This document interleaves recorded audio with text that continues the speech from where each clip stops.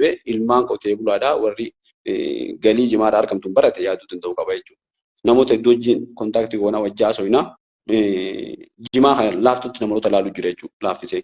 Jimaan ammoo waan akkasii laaffisee ilaalanii miti. Wanni kun dhimma lubbuuti. Amma Awudaay keessa haalli jiru, Harargee keessa barana haalli jiru hedduu nama wallahi toora amata shayyooti. Amata shanitti yoo uummanni jimaan kun akka fedhe qaaleef bakka duraan turetti hin deebi'u akka dabre turetti uummanni.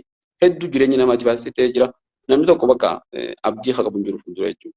Rakkoo san gubbaan amma xalayaan barreeffamtee guyyaan afuraffaan dabree fakkaata. Xalayaan guyyaa shan jetti guyyaa afuraffaan dabree jira. Keellaa kaasa ta'ettu hangammaa wani jijjiirame takka hin jirtu. Akkasuma keellaan jira. Jimaan hubachuu jira. Waa hedduu jira. Viidiyoo jira. Awudaayitti jimaan keellarra qabamee gubate jedhanii waan hedduu jira.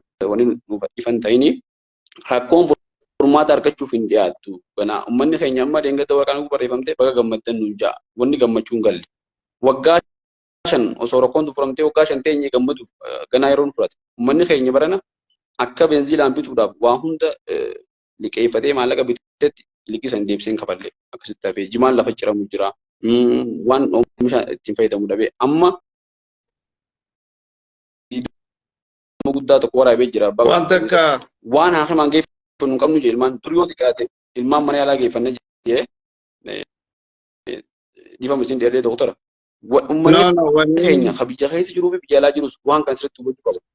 Wanni nama ajaa'ibsiisu obboleeyyan kiyya Oromoo bira Oromoota Harargee irraa dabarree obboleeyyan Oromoo bira Oromoota bira nu dirmadhaa jechuuf keenyaa nutti dirmataa jira hin jiru.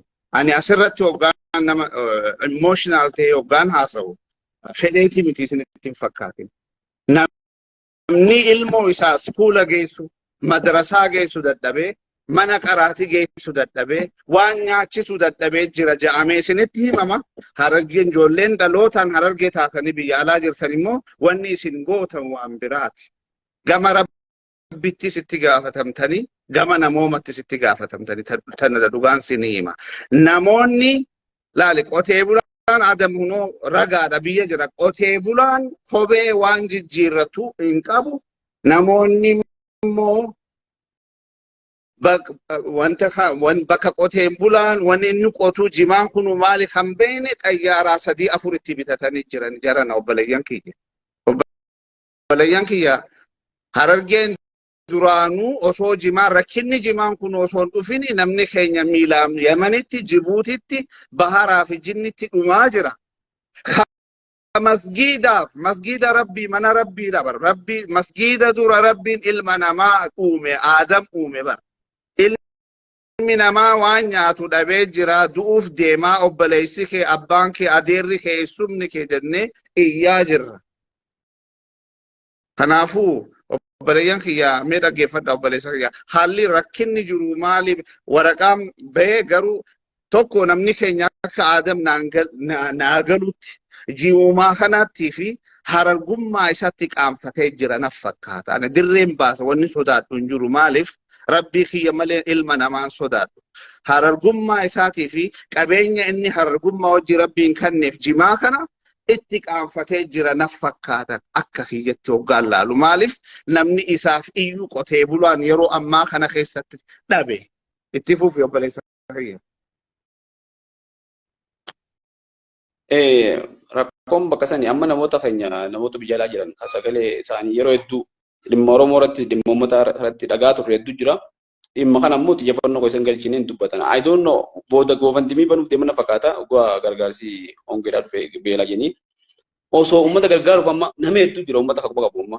Uummanni beela hamtuu keessa jira. Tokko beeyna warri silaa qabaataan ganda keessaa dur uummata gargaaru barana rakkataadha.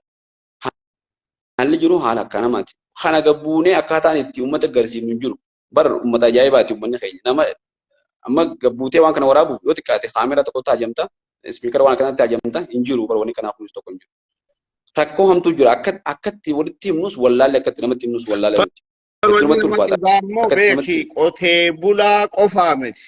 Ha qotee bulaa jira, ha jimaa cabsuu jira, konkolaataa jira. Daldala meeqaatu jira eega jimaa kana gurguratan booda kaash kiroopiidha dhufanii dukkaana irraa waa bitu jira abbichi dukkaanas namni irraa bitatu dhaba biyyaatu kufuuf deema bar ummataatu كفوف ديما أكمتي إلى لودة تبني ندي بيجرا سبيشال بيتان قبه أوروموتا أكون مندورة أوروموتا بورانس بوجيتيس واللقاتيس ونمنيخ ووقاتا وإياه فريسان أكن إيني خيّا خنا هو أنا خنا مراتا قولي لنا تجرا واي ركينا جماعة كنا أمني خيّا وان دي ما جرو إساتي قبيو باهمو وان غوسافي وان غنداها سوا تيك توك رتي وان غوسافي وان غندوما 21st century جرابيكي we are in 21st century الدنيا تون دچر رافت أتيتي سامر رابهاني تكنولوجي ديمن سنتي نوتي غندا في غوسمتي ديمني أمني خيّا كتما جرمو لا انجرو ما تو نوتي أغاما ركني كينيا إيسا نموما أوروما كينيا ittimboon immoo harargummaa keenyatti ittimboon immoo jumoo kanaatu nu qaanfachiise immoo haadhumani ummanni kun hin galle itti fufu. Bara addunyaan tun bara amma isin faam warri biyyoota Ameerikaa fi Awurooppaa kana jirtan nuti ummanni as jiru isin booda jechuun akka ummata qaroominaan booda jirrenne haa laallu. Biyya sanitti biyya faranjiitti nothing is shame ummata juu keessa jirtan nothing is shame ummata juu keessa. Nama jechuun waan gartee akkaataa way of life fi filate namni jiraachuu danda'a jee namni liberalizimii keessa jirtan. Kana keessatti waa'ee jimaa namni dubbachuu qaanfatee yoonchu fudhatama qabu kun akkamitti fudhatama qaba kun namni yeroo kanatti waan biraatu waan gartee amma waan jiru ni beeytan waan biraatu propagate godhaa jira namni waan biraatiifu. Biyya akkasii keessatti asitti akkamitti vootitti godhuuf deeman as qofaa miti isteeta kaalifoorniyaa maalitti wanta maariwaanaa haa xuuxamu isteeta tokkotti hayyamamee deemteeti ayidii garsiistee heeraan bitatta asuu namni keenya deemee voot goota sitizina katee oromoonu deemee voot godhanii taa'amoon ta'u tajimaa isaa immoo katti guddisanii isa nyaachisanii itti guddisanii barsiisanii carraa Ameerikaatti dhufee kanattu dubbachaa hin jiru maalii saniin na dhibaa jira. Itti fufi. Neetworkiidha. Kana gaa yoo gartee amma qaanfatanii yookaan ofii saalfatan jenne ofii saalfatan jechuudhaaf hin ta'u fudhatama qabu kun jechuu yoo laalle jechuudha. Kun isaan biraa waan gartee uummataa ta'e kana nama biraarraa dhaga'uu qabanii we don't know yoo gartee nama biraatti himnee namni sun atti himuu taate itti himna rakkoon qabu nama sanatti tolchuu dadhabnee jechuudha. Bar waan akkana ajaa'ibaati bar namni uummata keessaa deeme kana dagatee namoonni hirmaatanii jiranii dhugaadha. Garuu namni irraanfatee jira waan kana. Cheenii jirtu kanarratti namni akkamitti uummata kana gargaaraa jettee yogguu dubbattu guyyaa amma deeggarsa xalayaan barreeffamta nama hedduu maxxanse arguu dandeessa hedduudha. Gaafa rakkoo dubbannu immoo eenyu akka dubbate namni gamta akka dubbate xalayaa san namni dura maxxansee nama jechuun rakkoo maxxansifata. So in general simuruuf osoo hin ta'in in general xalayaan maayirratti baate sun qotee bulaadhaaf faayidaa tokko ilaa ammaa fiddee jirti moo hin fidne? Wanni jijjiirama takka kan jirtu xalayaan guyyaa 5 jetti guyyaa 5 keessatti xeellaan seera alaa hundi ka'uu qabaa qaranni qaamee fi xeellaa ta'uu rakkoon adda baatee jirti ka'uu qabaa jetti. Hanga ammaa wanni jijjiiramta kan jirtu rakkoon taammaatti yoo taate malee jechuudha takka wanni jijjiiramte. Kanaaf uummanni akka injifannootti labsee caljeeta taa'u jira jechuudha. Okay, rakkoon amma xalayaan jettu keellaa fi wanni ati jetteetti taaksiin sunuu yoo ka'e rakkoon qotee bulaarraa ni bu'a bal'inni ni dhufa moo rakkoon biraa jira? Rakkoon bashi rakkoon dhiyaatu rakkoon ganaa fagoo iddisi garuu akka gartee muka guddaa tokkorraa damee takka irraa cabsanii damee guddoo abba lamarraa cabsanii itti dhaadhamu yoo keellaan kun ka'ee taaksii guddoo kaa'ee 17 kaa'ee bar namni keenya hin beekoo namni keenya hin baranne jechuufis namni yuunivarsiitii giraajuweet godhe hedduudha. Gibira kaa'uu jechuun waan tokko irratti waan san diskaareej godhuudha jechuudha afaan biraatti oomisha san akka inni oomishamee akka direet hin taane godhuudha waan biraatti miti. Taaksii guukeessu taaksiin kun proportional ta'uu qaba. Humnaa ol guukeessu immoo taaksii guddaan amma wanta kan dubbisu ture reefu zamana Hailasillaasee sana fakkaatti namichi galamsoo bulchaa ture jimmaan akka buqqaafamuuf taaksii kaayee jira artikilii barreessu tokkoon amma reefu dubbisu ture. Garuu uummanni mormeetii yeroo sanittuu uummanni mormeetii waan san ofirraa deebisee jira. Zamana kanatti immoo mormuu dadhabnee jechuudha ammaan kana wanni ulfaatan. Namni wanni qaraxa isa kaa'uuf waan biraatii miti oomisha keessan bakka dhorkuuf malee amma wakati hubatu jira qaranni kaayame kun daldala irraa gurama qotee bulaa maaltu galchee kajuu jira laal garuu immoo taaksii Ameerikaatti onguus meeshaarra kaa'amalee Ameerikaatti beektaa sigaaraa kana akkam bitanne taaksii sigaaraa sun samitti baasanii jiran namni kun akkam bitanne haaluma sani jechuudha asii kafayyaati sun immoo jiruu fi jireenya isaanii irratti ta'uu hubachiise go'e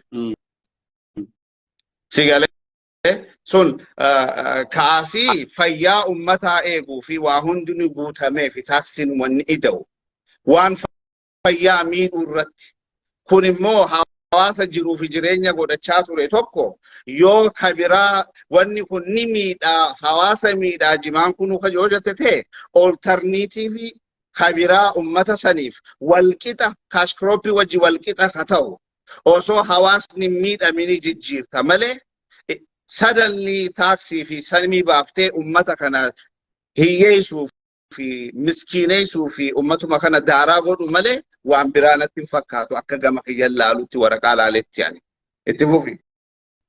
Sanuma wanni jirtu sanuma ifatti wanni jira wanni biraa takka hin jirtu wanni godhame tun wooma ifaan ifatti gartee oomisha kana diskaareej godhu ni agarraa bar tokko tokkotti yoo poolisiin takka takka ittiin callees ni agarra rakkoon bakka isiin deemtu maal akka taate karata qarshii 17 godhu jechuun kiloo tokko irratti addunyaa dagamee hin beeku waan hin jirre. Sanuu wanta kaasuufis fedhiin qabanii sanuu gubbaan. 17 kun hunda irratti miti walqixa. Jimaa wadaa isaa ta'uu xiqqaa jimaa fedhe jimaa coree ati marxotti guurrotee namni beerrii hawwan keenya footatti guuree magaalaa fidu kana jechuudha. Ganda gurguru. Kunis 17. Jimaan sunuu qarshii 17 bituu isaa bara shakkiidhaa bara 17 bitu. Jimaa 17 binne qarata 17 birraa kafalta. Kun waan gartee imaammataan tolfamee itti deemu jiru uummanni keenya bayyanachuu qaba. Kaisaafuu warri biyya alaa jiran bayyanatanii sochii deemtu tana deeggaruu yoo baatan hoggaas deebi'an faamiliin isaanii takka hin jirtu. Haalli amma jiru namni alaamaa keessa jira. Uummataas nu laalaa nu daawwachaa jirtan obboleeyyan kiyya sheer godhaa obboleessa kiyya kun biyya jira. Kanaan dura anumaatu asirraa hoggaa iyyuu hammam dubbii tana beeteeti iyyitaa jeen namni beetaa sirraan fuudhu. Mee aadaa umma kana fidee ummatuma mee haa diaasporaa kana haa hubachiisu jechaa fi narra yaame sadalli isa yaameetiin sammuu kiyya irratti dhuftee maaliif haalli ummata irratti deemaa jiru. Wanni isin ajaa'ibsu artikilii reefu tokko anis riid godhaatin ture. Guyyatti nama miliyoona 10 million people to jimaa kana use godhaa siin jira. Jechuun kun wanni kun akkuma petroola jechuudha. Waan salphaadhaa miti. Qabeenya rabbiin ummata saniif kanne. Wanni kun fayyaa irratti rakkoo qabaa yookaan immoo diina islaama irratti haraamii fi halaalii miti amma haasawaa kan jiru.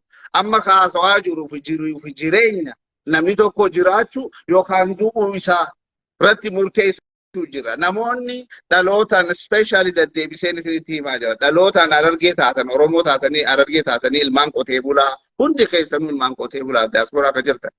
Haalli kun humaa dantaatiyyaa miti yoo jette du'atti faraduu jirta ummata keetii irratti. Nama du'a haa du'uu jechuu jirta waan biraati miti. Cal jechuun keetis du'ii jechuudha.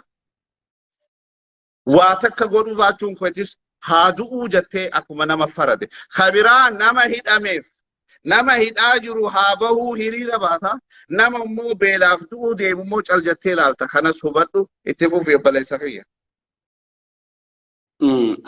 Akkasii rakkoon tun rakkoo amata 40 walitti kuufamaas geesse tuulaa rakkoo tana ofirra garagalchinu jala jalaa furaa deemna.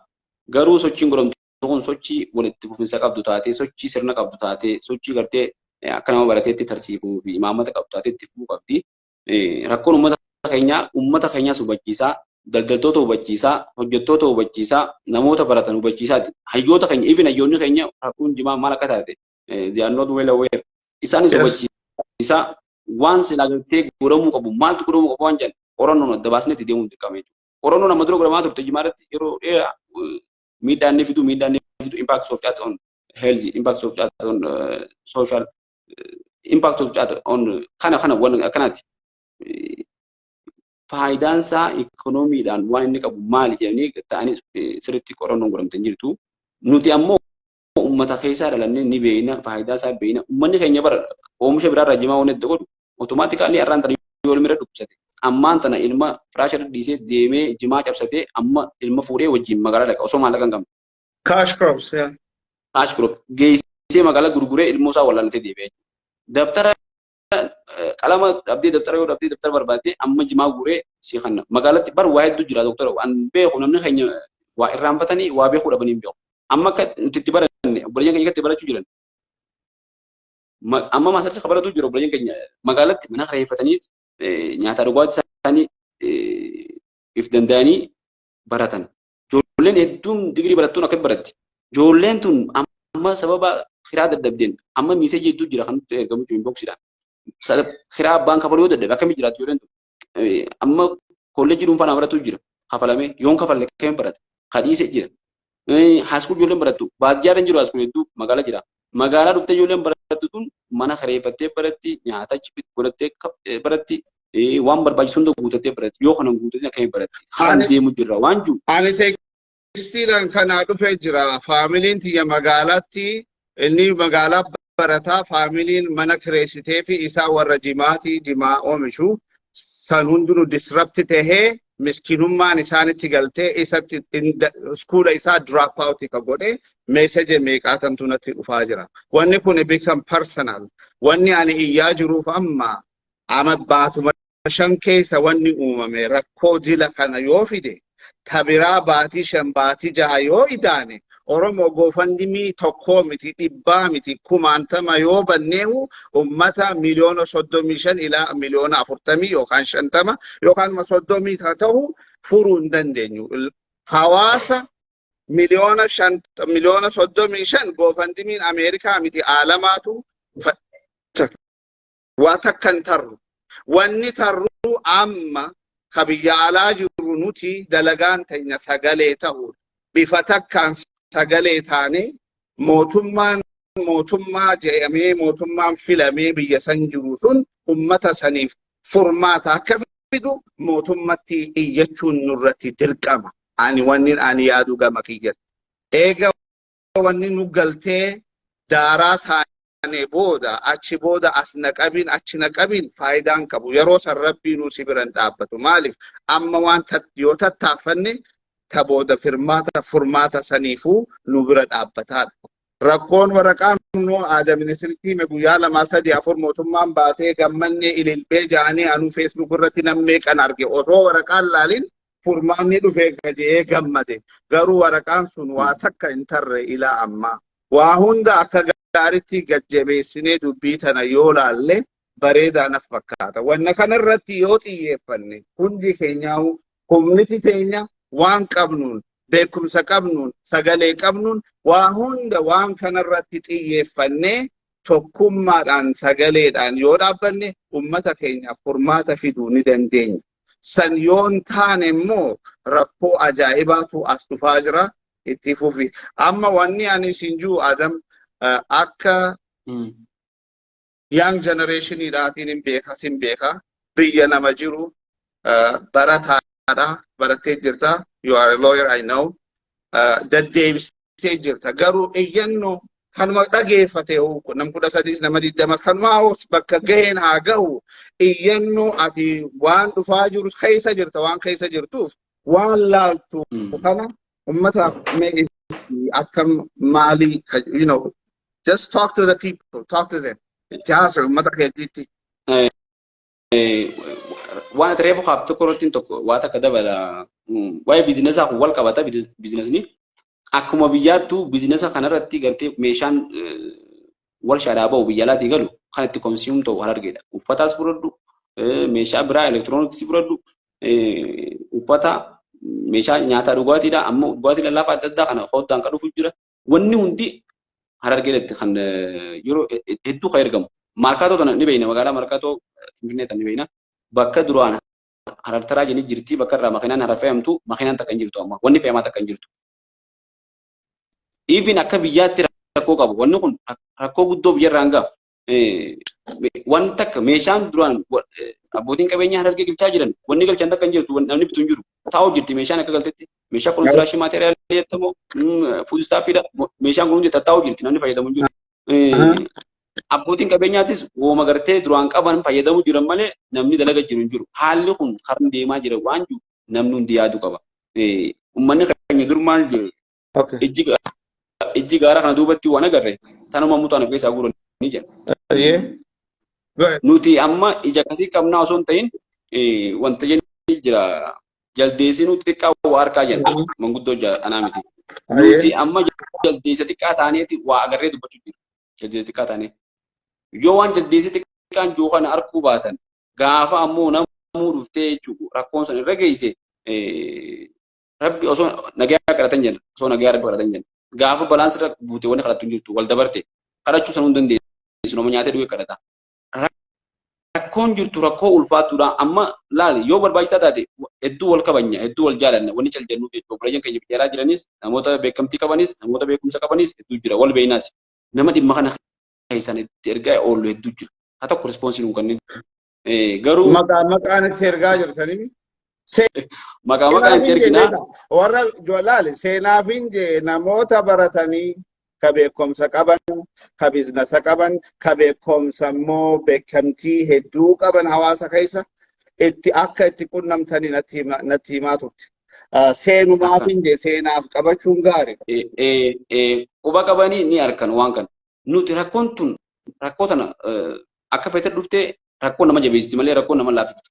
Nuti rakkoon dhufuun waan nu barsiisaati waan nu jabeessaati waan kallattii fuulduraa fageessinee amata 30-50 haroora baafnee dhaloota fuulduraatiif akka gartee dhaloonni dhufu rakkanne daandii nu saayisisu malee waan booda nu deebisuu miti waan akka itti hafuu miti. Bara waan takka ilaal namni xiqqoo tanarraan baranne guddoorraan baratu. Rakkoo tana gaafa kaafnu namni mootummaa waan kana dhaga'utti hin jiru tun ajandaa diinaati siyaasaadhaa jechaa turan. Wal beekna nama hundaa'u maqaa dha'uun barbaachisu jechuudha. Zeenaaf ta'u waggaa mootummaan sadarkaa ministeeraatti poolisii federaalaa komishinii gumrukaa waajjiroota daldalaa biiroo daldalaa naannolee hundaa ministeera daldalaa even prime minister office waajjira ministeera kun hundirraa walitti dhufanii mari'atanii rakkoo jira rakkoo jimaa jira rakkoo daldala jimaa keessatti qaraxaa fi keellaa jira qaraxa humnaa olii jira keellaa deddeebi'aa jira rakkoon kun qotee bulaan sababa kanaan miidhamee jira jedhanii konfirmii godhan jechuudha waan dubbachaa turre. Kana ichi wanni akkamitti gurguraaf zena after sambooda namni duraan dubbachuu dide hundi san qoode jechuudha. Rakkoo tana mootummaan furu jira rakkoo mootummaan furu jira jee. That's not the case. Keesiin kanaa miti mootummaan furu jira miti mootummaa akka furu gaafachuu jira duraanis akka waan nuti kun nama biraa gaafannee se'an walleen nuti kan gaafanne mootummaa biitana bulchuu jiruun rakkoo uummata kanaa furi. Bar amma tabeelaa kaafne beelti tun rakkoo keessa takka malee hojii dhabdummaadha beeltaan sababa taatu. Hojii dhabdummaadhaan an personally abalu jee kan inni jechuudha. Nama jimmatti dukkaana banatee nama jimma awdee dukkaana banatee dalaguu ture. Kan makiinaa kireeffatee qarshii 15,000 jimmatti galee jira. Maatii isaa gurguratee dalagaa dhabee waa takka. Namni darasaan qaraatu meeqaan tamii deemu dukkaana meeqaan tamii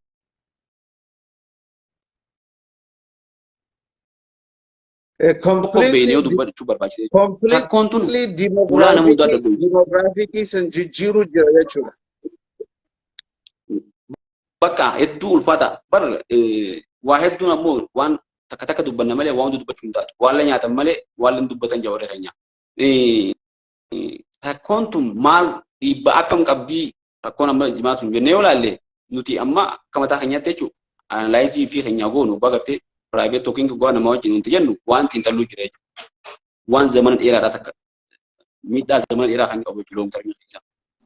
Tokko sammumaanuu akka gartee ati kun exclusive godhu gartee akka mootummaa Oromiyaa tana jala hin jirre akka gartee biyyiteen ta'inii irratti exclusion takkaa jira. Dhimma kee gugaafatte manguddoo ergite namni dubbisu hin jiru hayyoota ergitu namni dubbisu hin jiru bakka boota isaan filatan kan paarlamaa hacaffee jiru paarlamaa namni deebisaa kan nuuf hin jiru kun hundi beekamaa fi beekan hundi namni waa'ee kee dubbatu hin jiru namni ati lubbuu ta'e dabarsitee kan ta'uuf hundi waa'ee kee dubbatu hin jiru. Seera baranne amma federaalizimii kun barannu federaalizimii keessatti namni wanni sirna federaalizimii keessatti yoo mootummaa federaalaa sana jiraanne yoon kophaatti jijjiiradde yoo hojjeeti fincila kophaa ba'uudhaaf waan akkasiin nama fiddi waan akkanaan dubbannu malee hawaasa keessatti Oromoo jidduutti jechuudha hawaasuma Oromoo jidduutti waan rakkoo furamuu hin teenye fiddi jechuudha ilaalcha furamuu hin teenye ilaalcha summii ta'uu fiddi yeroo na rakkadhetti namni naan dirmanne fira kiyyaa miti waan juufitti hawaasa keenya jidduutti hammeenya fiddee jira warri magaalaa ture sun baadiyyaa deebi'ee obboleessaa wajjin loluu jira dachii irratti dachiin argeedhaatu risachi jira parsantiidhaan taafeessu jechuudha lafti akkaan xiqqoodhaa sunuu gaara oomisha tokko hin taatu ammaas uummanni keenya gaara hunda jimaa dhaabee jira ganaa jimaa buqqaasee abukaatoo dhaabuudhaaf yerootti fudhatte nama jiru abukaatoo dhaaba wanni kun xiyyeeffannoo sirrii ilaalamuu qaba waan tokko namni hedduun kaasaa amma namni hedduun jimaa kana yeroo dheeraadhaaf oomishnee jimaa yoo dadayine uummanni keenya kun ni miidhamaa jeeyyaati of course maybe dhugaa ta'uu qaba garuu akkamiin rakkoo sana hambifna kajuu jimaa oomishuudhaaf maas jimaa oomishuu qofaa rakkoo sana hambisuu dandeenya miidhaa jimaa namarraa fiduu kana hambisuuf jimaa sirriitti oomishne sirriitti daldaluudhaan akkamitti yoo jennu kana sirriitti barreessinee jirraasi barreessuu dandeenya jechuudha. Waa takka jira beeke waa takkan siima ani irra hedduun wanni gabbahee dubbadhuuf injustice haqni waggaa dabe ka ilma namaa ka jimaa haa ta'u ka maalii haa ta'u waan fedhee haa ta'u haqni ilma namaa dabnaan akka ilma namatti iyyuun daasisa humanity dirqama ilma namaati guyyaa ati filuu jalqabdi kunnan galchu haqa kun haabaluuti nan galchu kan guyyaa jetti dabdee jirta haqa dabsuu waggaa jalqabde immoo keetis rabbiin ni dabsa beeke this is what I believe hammam yoo barattee beeke digrii irraa yoo idaates tujjaara aalamaa yoo taates yoo saba keetiif hin dhaabbanne tujjaarummaan teetis faayidaan qabdu beekumsi keetis